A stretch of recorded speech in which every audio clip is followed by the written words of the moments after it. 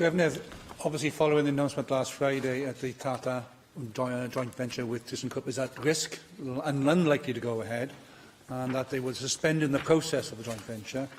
Can we call for an oral statement from the Minister of Economy and Transport? If actually I refer it from the First Minister, I think this is that important, relating to the actions the Welsh Government will take to work with Tata for ensuring the future of the steel industry here in Wales. It's a crucial element for the steel industry, and we need an opportunity to ask questions of the Minister to ensure that we understand fully the actions they will take to protect steel in Wales. They've done it so far. The Welsh Government has to be commended on its history of support for the industry, but here we are again facing another 2016 effectively following the announcement last Friday, and the workers in Port Talbot, the workers in Shorton, the workers in Llanwern, Orb and Trostre all need to have confidence that there is a future for the industry here in Wales. On a second point, could we also have a debate in government time on the Shared Prosperity Fund? In responses to a debate in Westminster Hall called for by my colleague Stephen Kinnock MP,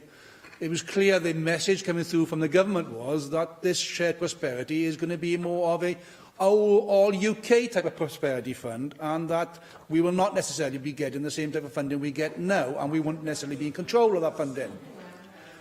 It's about time now we had a debate here so we can make sure that the whole Assembly has a debate and we're able to send a clear message from this Assembly to Westminster that they should honour the commitments they made and not invent new ways of slicing up the money for their Conservative friends in the English counties. Thank you, David Rees, for raising both of those extremely important issues this afternoon.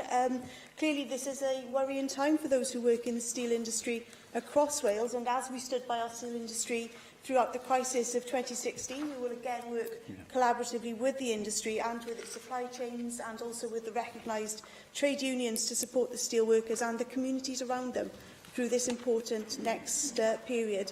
The Minister of Economy, Ken Skates, spoke with the Executive Director of Tata Steel Europe and also with steel unions on Friday following the announcement, and he'll continue to work closely with Tata to discuss how we can best support the industry in light of the recent announcement. I know it was his intention to issue a written statement today, but I'll certainly make him aware of your request to discuss the issue